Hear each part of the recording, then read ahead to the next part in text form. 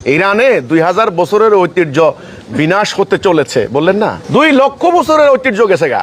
মানুষের ইতিহাস কত বছরের? লক্ষ লক্ষ বছরের না, হাজার হাজার বছরের না। 2000 বছর তো কিছুই না। ঐতিহ্য থাকবে না, থাকবে না। মানুষ যখনই আল্লাহর ইবাদত বাদ দিয়ে যখন এই যে পুরো সভ্যতা, যেমন এখন পুরো সভ্যতা চলছে হলো সাম্রাজ্যবাদী, মানে ইউরোপিয়ান সভ্যতা, অস্ত্র ব্যবসায়ীদের সভ্যতা, এটা দাজ্জালীয় সভ্যতা। এর নাম আমরা দিয়েছি দাজ্জালীয় সভ্যতা।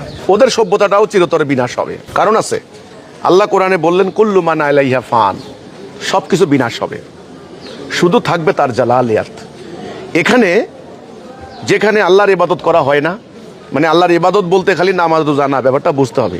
আল্লাহর হুকুম দিয়ে মানুষকে পরিচালিত করা, আল্লাহর খেলাফত, আমি বুঝাচ্ছি, ওটাই ইবাদত। খেলাফতের উদ্দেশ্যটা কি? মানুষ যেন মানবতা ফিরে পায়, শান্তি আসে, মানুষ যেন দরজা খুলে ঘুমাতে পারে, বাক স্বাধীনতা, মানুষে মানুষে বৈষম্য ভেদাভেদ দূর হয়। এটা হলো আল্লাহর খেলাফতের উদ্দেশ্য, আল্লাহর ইবাদতের উদ্দেশ্য। এটা যেখানে হবে না সেখানে বিনাশ হবে।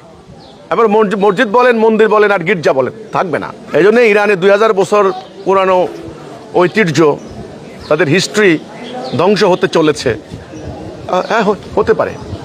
এটাতে রক্ষা পাওয়ার একটা মাত্র উপায়, এই তাড়াতাড়ি পুরো উম্মাটাকে শিয়া সুন্নি এই ভয়ঙ্কর জাতি বিনাশী মতভেদ, মতবাদ, এগুলা ভুলে গিয়ে এক আল্লাহর বান্দা, এক কোরআনের অনুসারী, এক নবীর উম্মত, এই বেসিক কথার উপরে ইস্পাতের মতো ঐক্যবদ্ধ হয়ে জানমাল দিয়ে এখন লড়াই করতে হবে আল্লাহর দ্বীন প্রতিষ্ঠার জন্য।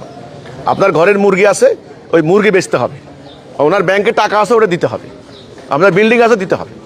আপনার ছেলে, আপনার মেয়ে, আপনার সন্তান, আপনার স্ত্রী পুত্র, বাড়িঘর, খ্যাত খামার, ব্যবসা বাণিজ্য, এই সব কিছু আল্লাহর রাস্তায় উৎসর্গ করে লড়াই না করলে সব বিনাশ হয়ে যাবে। আল্লাহর কথা, আমার কথা না। সূরা তওবার 111। ওকে, এবার সূরা তওবার 24 নম্বর আয়াত পড়ে দেখেন। যদি জিহাদ করা অপেক্ষা এগুলো আঁকায় ধরে বসে থাকেন, তবে সব বিনাশ হবে। ওই সূরা তওবার 39 নম্বর আয়াত, যদি আল্লাহর রাস্তায় বের না হও, কঠিন শাস্তি দিব, অন্য জাতি চাপাই দিব। এই অন্য জাতি চাপাই দেওয়ার কারণ, এই আধ্যাত্মিক কারণে এই জিহাদ ত্যাগ করা। কাজেই এখন এই মানে রক্ষা করতে পারবেন না। রক্ষা পাওয়ার উপায় আমি তুলে ধরছি আল্লাহর ইচ্ছায়, জামানার ইমামের উসিলায়। এই রাস্তা আল্লাহ আমাদেরকে দান করেছেন।